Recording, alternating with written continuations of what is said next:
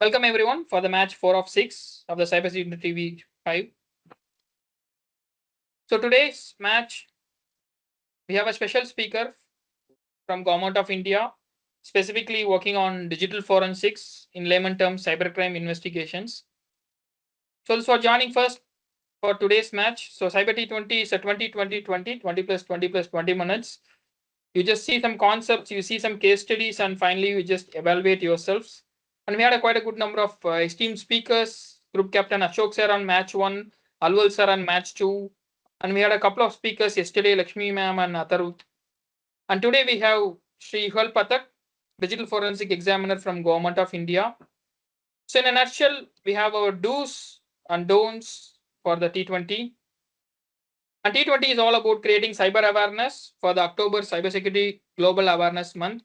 And we'll be seeing different domains that are available in cybersecurity. Pardon me if there are any background noise of crackers. It's common today. So in the practice part, today's match, we are just going to see something on ransomware. Most of you might have heard of ransomware, a virus, the most common and the most dangerous over a decade. So we welcome Shri Yugal Pathak from Digital Forensic Examiner from Government of India. I personally know him. We work with quite a good number of defense agencies for cyber-related investigations. So we just happy to invite him for this match 4 out of 6. From Paywall to protection, ransomware realities in cyberspace. Welcome, Mr. Yugal. Here to be between you all and present the dark realities of cyber world today. And I appreciate your effort of making people aware about this, as October is Cybersecurity Awareness Month. So yes, we should definitely raise awareness, because awareness is only the option by which we can uh, reduce the cybercrime and help victims get proper remediation. So without wasting much time, let's start. Please allow me to share my screen, and we shall start. So our today's topic is ransomware realities in cybercrime, and basically this topic, the reason for choosing this topic is mainly to choosing this topic is to try to raise awareness about the ransomware attacks. And ransomware is not something which is going to just affect the individuals, but ransomware is something which also affects large enterprises, and mostly supply chain attacks in India are usually ransomware attacks only. So supply chain is the major part of India's economy, and many of the people who are working in banks, who are working in finance sector, in health sector, transportation sector, logistics sector, these are the major places where the ransomware attacks are common, rather than the IT field, because IT field people are more aware about it and more secure. So the other domains are more target for the ransomware operators. And nowadays with time, it is not the fact that to say that a ransomware attack occurs every few seconds, and the question is, are we really prepared for it? Let's see how. So what is a ransomware? Ransomware is a malicious software that encrypts or steals your data, holding it hostage until a ransom is paid. It's not just about locked files or just encrypting your data, but yeah, today modern ransomware actually employ double and triple extortion. Like what they are doing, firstly your data will be encrypted and you will be asked for a ransom amount. Now usually when the ransom amount notice comes, people get panicked away, and some of them paid, some of them do not pay and consult their friends or IT practitioners, who say that don't pay the ransom amount right now, wait for it, let's see how the attack was done. IR investigation goes parallelly, and we try to find out how the attack was done. But in the meanwhile, sometimes the case is the ransomware attacker has already taken your data away. He was into your system from months and years. He was slowly taking your data out. After the data exfiltration has finished, now he has launched the final attack, the final move. And you see that the attack is today. No, the attack has started years ago, months ago. And that was the dark reality, which you'll come to know when the investigation starts. Now the question comes, my data is already with the attacker. What should I do? You don't have any option except waiting for him to leak that on dark web, and you come to know your data is already leaked on dark web. Sometimes people pay money, still the files are not decrypted and their data is being leaked. Sometimes people do not pay, then their data is leaked. Then what happens? Third thing is your partners, your customers, or your stakeholders whose important PII information is in that data. They may also be the target. For example, a company X has got a ransomware attack which was holding the confidential data of a government entity Y and which is connected to a supply chain entity Z, to a defense department. So if it is attack, that attack transfers to X, transfers to Y, transfers to Z. Because now the attacker has your confidential trade secrets, the attacker has now your confidential data, the confidential passwords, and all the business and confidential information. He may use it in any manner for launching any kind of attack. That is how double and triple extortion today is occurring in ransomware attacks. So no organization is safe. You won't say that any government organization won't face the ransomware attack. You see the AIMS attack. There was the AIMS hospital attack. It was a hospital. It got a ransomware attack. Then you see the banks. Major banks have faced the ransomware attacks. Then you see many transport companies, many supply chain companies, including your transport companies, your IT companies, all have faced ransomware attacks. So there is no specific domain in which only the ransomware attack. Ransomware attacks are nowadays global. It can be anywhere.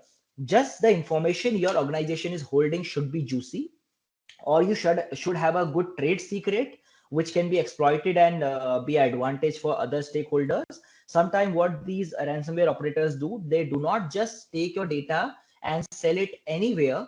They do it as state sponsored attack. For example, my competitor needs this data and I get to know that this company's data is important for the other company. Do a ransomware attack on this company faces a threat, this company faces economic loss, and the other company gets the data which I sell to him. So I get the financial benefit also, and my work is also done. Now, why ransomware works? The economics of crime. What is ransomware? Why we have such a mechanism that we are doing attack and then we are asking for some extortion money? We should directly, do a financial fraud if we need money only. What is the purpose of making it so complex? That is the main thing, because some people say if the financial gain is only the motive of the attacker, he can do a normal financial attack also. Why is he going for the ransomware kind of so big theory? So because cybercrime has now become democratized. Now what is democratized? Now attackers are not just people who are just roaming here and there. Now there are proper organizations, there are proper missions and proper targets which are set in the cybercrime world also. Like government entities are today a democratic place. They are having proper set of rules, SOPs. These attackers also today have a set of rules and SOPs. There are worldwide organizations. They are having leaderboard competitions, everything. So yes, ransomware as a service is the new model. Now you have to do a ransomware attack. You don't have to make the ransomware yourself and do anything. Just pay the money to a person who is already sponsoring the service. He'll do the attack on your behalf. Your name will come nowhere. Just like hitman killing, or just like some kind of other cybercrime, paid extortion or paid abduction by goons. The same way today, ransomware is a ransomware as a service model. So anyone can launch a sophisticated attack by subscribing to a RAS platform on the dark web. No technical expertise required, no knowledge required, no way your name will come. And these people who have these services, they are highly anonymous. They are operating from years and they have all the protection for them to not get traced. So it has become a complete infrastructure. Second, cryptocurrency anonymity. Payments are demanded in cryptocurrency, making transactions nearly impossible to trace. So I told you, they have a proper infrastructure. It is not that you are going to just give 2000 rupees in cash or you are going to do a NEFT transaction that police will be able to trace. No, they have proper security mechanisms. And this anonymity shields attacker from law enforcement globally. Third is victim pressure points. Now, why? These organizations already have a good OSINT, a good, you can say, reconnaissance on the victim. So if you pay him the money and say do a ransomware attack on this organization, he'll already know the pain points of the organization. and he'll actually try to hit on the pain points of the organization only. Like if for any organization, the production is very, very critical and a big order is going to come, the ransomware attack will be launched in such time that that order gets hampered and the person in pressure has to pay money for the ransom, because he cannot let thousands of crores of loss for 1 or 2 crores. Okay. Second thing is, if the company has any regulatory pressure nearby, like audit is very near for an organization, then attack can occur. Then reputation, if the shares of a company is getting high day by day and they are getting some good success in the market, suddenly attack can be done to cripple down the company's growth, and the other company will get the advantage of it and their share will increase. So these are all the factors which are studied by these ransomware operators, and when you ask them to launch an attack, they specifically target the pain point of the organization so that the attack does not go unnoticed and it becomes a big major tragedy. This also gives them a benefit that when they are doing this kind of attack in the cyber world, in the cyber crime world, actually, they are getting a good name, that this attack was so impactful and so successful that it was covered in entire global media. So they also have a reputation. As I told you, that's a different ecosystem. Now, what are the ransomware attack life cycle? Let me show you here. The first is reconnaissance, second is initial access, execution, privilege escalation, lateral movement, data exfiltration, encryption and impact, and extortion and negotiation. It's a big cycle. Now, what is reconnaissance? The attacker is firstly researching the target and identifying vulnerabilities and valuable assets. Now, this does not start 5 days before. This may start months before and years before the entire attack is going to happen, because it totally depends upon the security architecture of the organization. Secondly, it totally depends upon the size of the organization. If the organization is having multiple branches, nodes, and multiple places, in that case, the reconnaissance will be a bigger task, and it does not just have one attacker involved. There will be a team of attackers. Like, for example, if I'm the attacker, I'll have 50 people team who are just focused on one organization and they are trying to bring the maximum information out from that organization. That will actually give me advantage that I'll have maximum information about the organization, the workers working there, even the social media accounts of the workers, the employees there will also be reconnaissance. Why? Because sometimes human factor is very, very important for launching an attack. A human vulnerability is 1,000 times better than a machine vulnerability. Why I say this? Because machine vulnerability can be patched, human vulnerability cannot be patched. So if a human is vulnerable and he may help you get into the organization unknowingly by clicking some link or downloading some files, someone who is very, very fond of playing games in the computers of organization, someone who is very, very fond of watching pirated movies, downloading pirated games, softwares. So he's my prime target. He's my best friend because he'll let me do an entry into the organization without getting blocked by any firewall or something, because he already has his own setup to bypass all the security mechanisms for doing the illegal activities he's doing. I just have to attach my payload and malware into his softwares, which he is downloading from illegal platforms, and my work is done. I have a secure pathway there. So yes, reconnaissance is very, very important. Now, second comes initial access. Now, through phishing mail, compromise RDP, exploited vulnerability, or any mechanism, say it any mechanism, once the attacker has got the initial access, now the third one comes maintaining that access. Maintaining access means now he has got the access, but it should not be lost. So they are usually using here feeder mechanism. Feeder mechanism means they are feeding the target something so that the target becomes habitual of it, and so the target gives them larger access. Now, when he was having access in one system, he'll try to get the maximum privilege of the organization. So the malicious code is being run, a foothold is made into your environment, and then the attackers will gain the administrative access to your critical systems with the help of the same vulnerability or the same human factor. Okay. Then comes the lateral movement. Now the attacker will try to find out what are your valuable resources through network pen testing or running some tools. Now this moment, the role of incident responders become very, very important. If the incident responders see some changes into the systems, or they see failed login attempts or something, they may recognize that there is some kind of unusual activity going on. But in most of the organizations I see, the most lenient department is SOC. Sorry, I'm saying this very bluntly, but yeah, it's true. I have seen in many of the attacks, the SOC department is the last one who comes to know the attack has occurred. In very few cases, SOC is able to detect the incident. Mostly the users are detecting incidents, or the end users. The SOC comes to know in the last, because they just rely on the machines and logs. Manual scanning and manual analysis is very, very rare. I have seen in many organizations. So yes, if they're able to detect the lateral movement and spreading across the network, then it is fine. If they are not able to detect, then data exfiltration starts. Now the process of data exfiltration starts. All the security mechanisms till now are being completely disabled. The attacker has the complete foothold of the system, and now the attacker will start to bring out the data. Now this data movement can start from 1 day to around 1 year, or 5 to 6 years also in case of large enterprises. And slowly minor attacks will be done to take out data from different systems. And once the attacker now knows that the entire data is with me, and the confidential trade secret, the pain points of the company are already in my foothold, then he will do the final impact and encryption attack.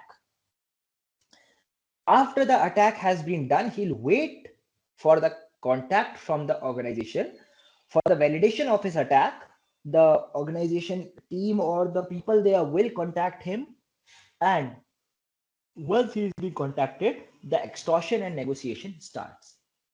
Now this extortion and negotiation can go for any time, and ransom demand is being sent with a countdown timer, like 24 hours and 48 hours. After that, the message will disappear and your data will be leaked. And mind me, these people are very, very strict with their timelines. If they say 48 hours, it is strict 48 hours, including seconds, and your data will be leaked. Because the attacker has nothing to do with you. If you do not give him ransom, no problem. He'll get that from leaking your data. So in the end, the attacker has his hand full of money, whether you give him ransom or not. What are the entry points and social engineering tactics? The major comes phishing campaigns. Diwali is near, tomorrow is Diwali actually, or day after tomorrow in some places. So Diwali is the biggest festival in India. People are always running behind offers. Yeah, Diwali offer. You are getting 50 Cadbury chocolates free. You are getting Adidas shoes free. You are getting Lakme eyeliner free. People do not even see the domain also from where the message is coming. They just click, a file downloads, they open it, any payment link they click, it opens, in background a file is downloaded, and the malicious email or the malicious invoice, a request, an infected attachment is being downloaded into your system. And by exploiting your human psychology, they have exploited the technology. Remember this sentence. By exploiting human psychology, they have already exploited the technology. They didn't launch any kind of hacking attack. They didn't launch any kind of advanced malware. They just gave a simple payload, which can be made by anyone. And 80% of human psychology hitting. They hit your psychology with your weakest point. You click it, you install it, the game is done. Secondly, unpatched systems and weak RDP. Now, some companies have a good cybersecurity hygiene and people are aware about phishing. There comes other mechanisms like outdated softwares. Now, I see many supply chain enterprises and companies, including many of the national security organizations, are still using Windows 7. We got to know, all must be aware of it, that on 14 October, Windows ended the support for Windows 10 also. Now Windows 10 will no more get updates and security patches. But people in India, I tell you, almost 90% of India will still be using Windows 10, not on the commercial systems, but on the enterprise systems. Sometimes on our personal systems, we are regularly updating Windows because that is under our pursuit. We can update it manually. But when it comes to larger enterprises and supply chain organizations, there the attack can be very, very viable because these operating systems are not updated due to major factors. The first factor is the softwares which are running on those systems may be compatible with the older version of Windows only. For example, many of the companies where SCADA is used, these SCADA platforms are designed still to work on Windows XP to Windows 7. those SCADA platforms have not been updated because they have 2 GB RAM, they have 4 GB RAM, some have 1 GB RAM. Now, can you imagine a Windows 10 cannot run on such less or low hardware, right? You have to upgrade the entire hardware. Upgrading entire hardware will require business downtime, which is again a major factor. The company can accept anything, but let me tell you, a large enterprise cannot expect business downtime. So they think it is going on, let's let it go. They will implement EDR, they will implement XDR, they will implement any kind of security mechanism, including SIM, SOC, and everything which is latest in the market, but they will not update their core systems, which is the biggest point they are leaving for the attacker. So your XDR, EDR may be detecting attacks, but the major vulnerability is actually lying in your systems, and you have not patched it. So that is the biggest reason in India many attack occurs. Secondly, network segmentation. People do not follow network segmentation in India. Like a big organization, a big hospital is there, entire staff is working on the same LAN network. There is no network segmentation. Okay, there are no virtual LANs. Firewalls are not updated from years. Like a firewall was installed back in 2010, still they are using the same. Subscription expired, still the product is being used in a perpetual mode, because in India people have a tendency of buying perpetual things because perpetual works after the subscription expiry also, so they don't have to pay money, but the product is working on and they are very happy with that. So let me tell you, these are the major points where the attacker is going to attack, and you have to patch your systems regularly. You have to secure your network, your firewalls, your EDR, FDR, XDR, everything should be updated, including the BIOS of your systems. I have seen the Cisco routers, they have a major vulnerability in their BIOS. Many of the network devices are there, they have the vulnerability in BIOS. So entire from the BIOS to firmware to the software, everything should be updated if you want your organization to be completely secure from the attack. Third is social engineering techniques. Now, your IT staff, your executives, and especially your admins, system admins and network admins should be trained to detect what is fake and what is real. Always verify request out of band before taking any action involving money, credential, or data access. Now, access control is another point which organizations have a weaker part. HR is able to access the technical data, technical employee is able to access the HR data. There are so many vulnerabilities in the entire ecosystem that there is no access control. Access control is important. And secondly, multi-factor authentication. We have to implement zero trust if we want to mitigate ransomware attacks. So always AAA of the cybersecurity should be given most focus when you are dealing with any kind of sensitive data. Authentication, authorization, and availability. Data should be available on the time, but authentication and authorization mechanisms should be adept. We should not just rely on email ID and passwords. We should rely on modern mechanisms like multi-factor authentication, passphrase, or some things which are harder to detect than the normal passwords. Secondly, passwords are stored in plain text. I have seen in many organizations. They are written on notes, on chits. Sometimes the browsers are storing passwords of past 10 years. The person has logged in. In fact, the previous user of the laptop, his passwords are also there because the Windows was never changed after that employee left the organization. So these are all the entry points where the attacker will target. You have to make sure these are patched. Now, next comes the 32110 backup rule. What is backup rule?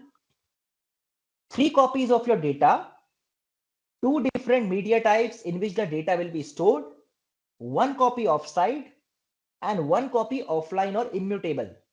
I'll tell you what is this. And 0 errors in testing. Remember this rule. This is a very, very important rule which I have given to many people.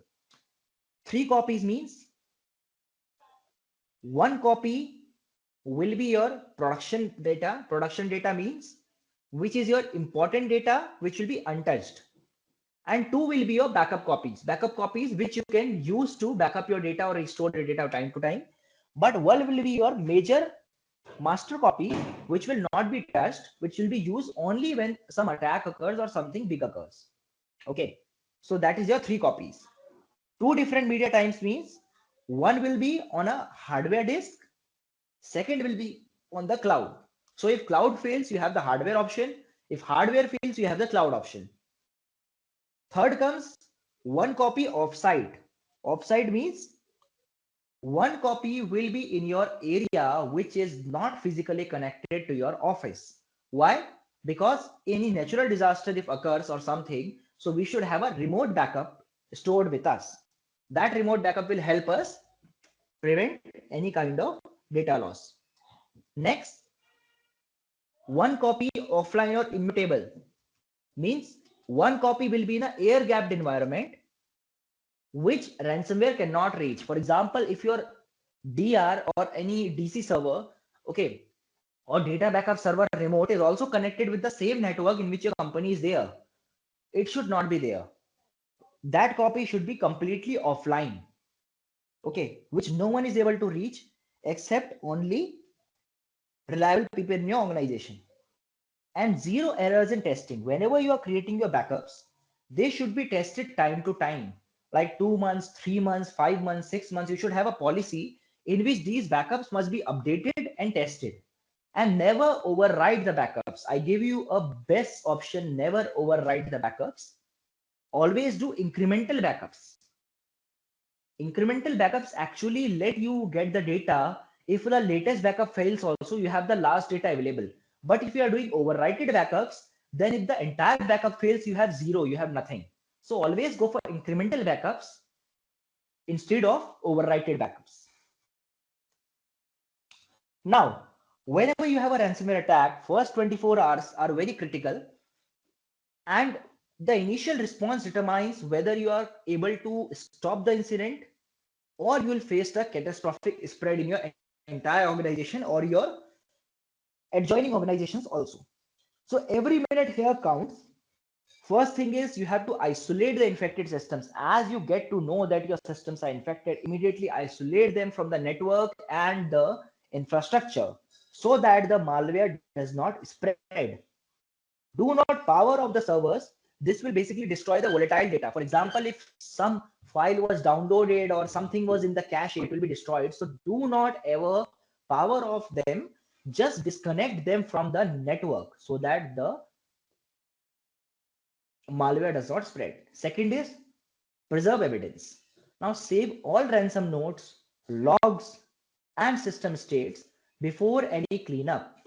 So forensic team should be brought down in this part, and the forensic team should be given all the access to collect all the evidences which will be required for the investigation.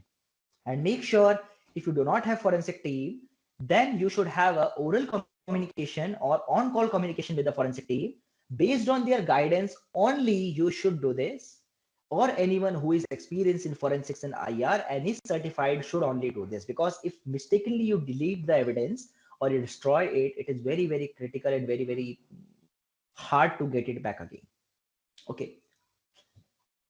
This is also important for your insurance claims, for your law enforcement proceedings, and sometimes for your regulatory burdens. Because if an attack occurs, all the regulatory organizations would have eyes on the stakeholders for the results and for the reason how why the attack occurred. So if you want to prove yourself, free of any guilt, then you should definitely go for a proper forensic investigation so that it is proved that yes, you are not someone whose fault was there. Second, rotate credentials. Immediately as the attack occurs, the third thing should be you should change all the authentication tokens and passwords immediately, also of the systems which are not affected, because you never know the attacker has what amount of knowledge about your organization, what amount of access he has for your organization. Maybe today 2 systems are affected and you sit quiet and isolate them. After 4 days, 6 more systems are affected. So do not wait him to give you more pain. Just immediately change all the password, all the authentication tokens, revoke all the access or any kind of compromised accounts to prevent continued and unauthorized access of the attacker. And the fourth one is immediately report to certain. Yes, it is not something which you need to fear. If you fear, then definitely you are going to face a lot of issue, because Indian organizations must report incident to certain within 6 hours by the law. And if you do not do it, you will be liable for legal penalties during the recovery, and sometimes also cancellation of your license by the regulatory bodies if the attack is major.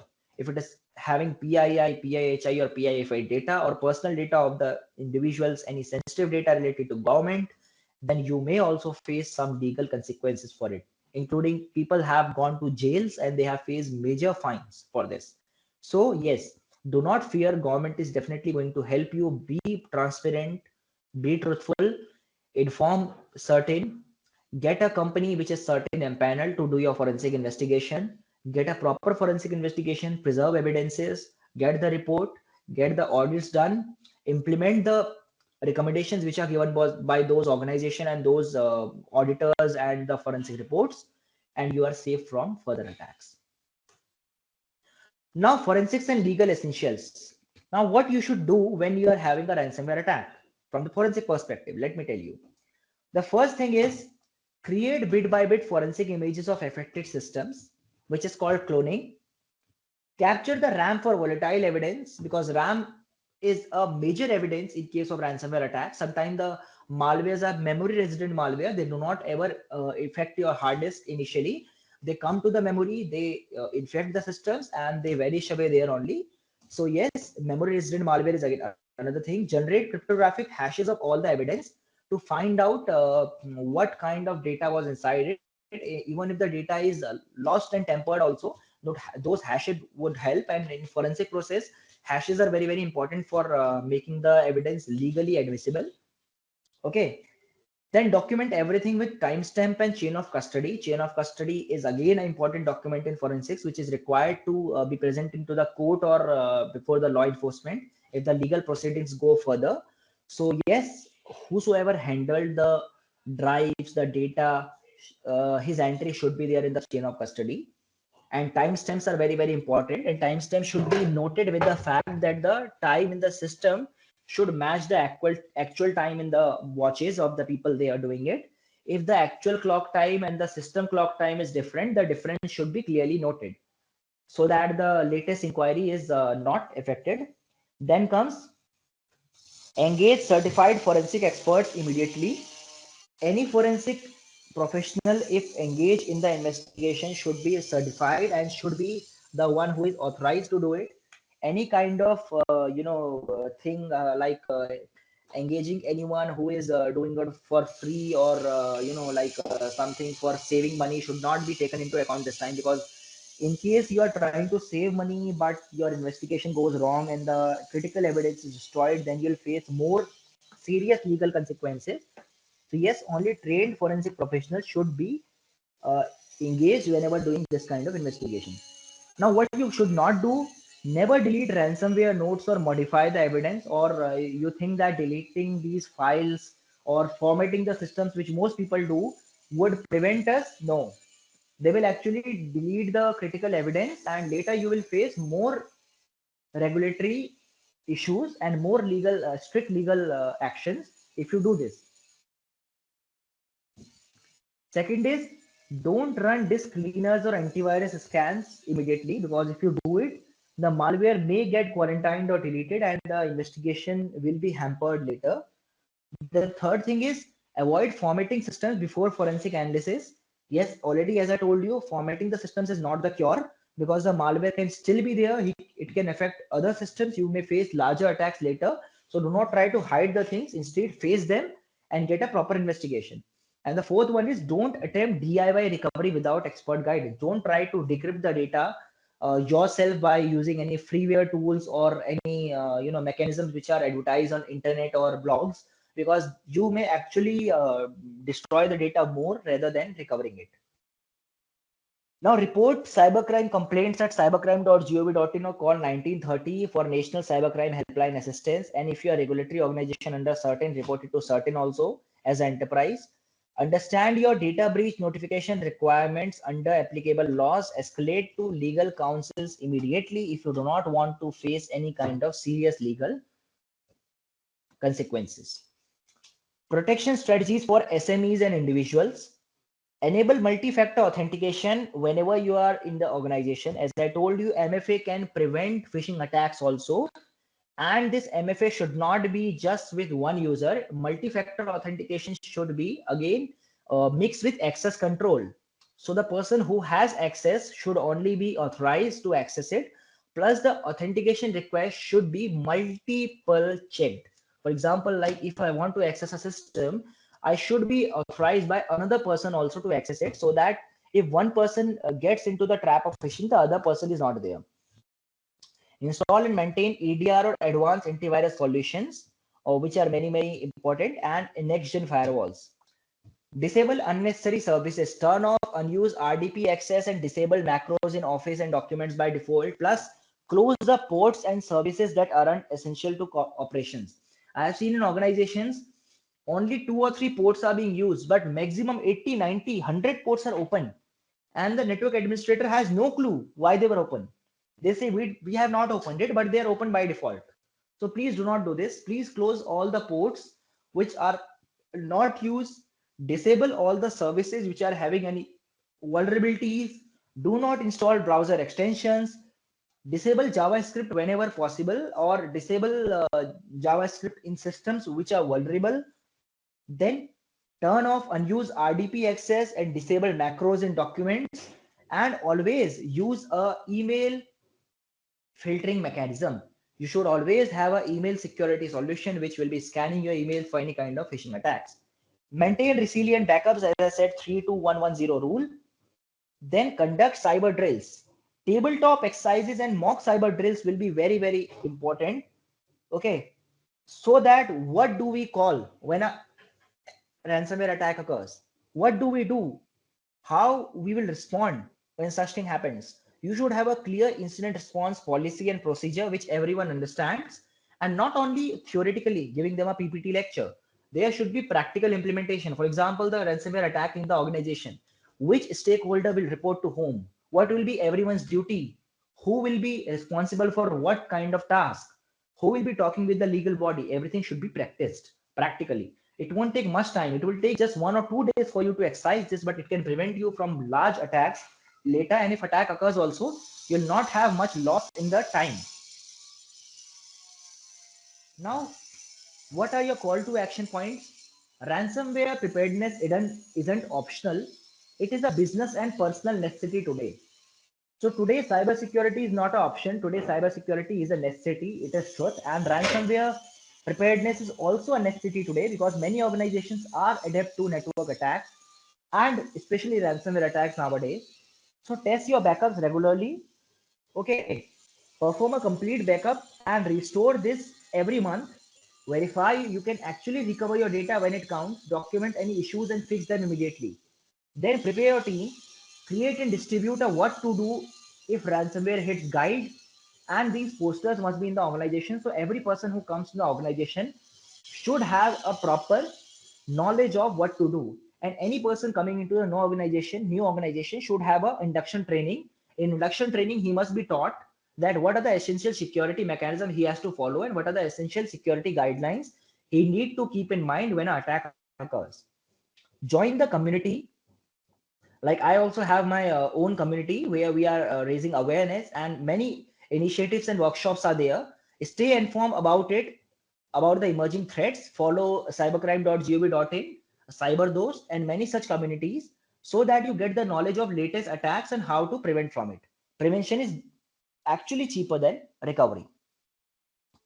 So this was all for today, and thank you for inviting me. Yeah. Thank you, Mr. Yugal. So thank you all.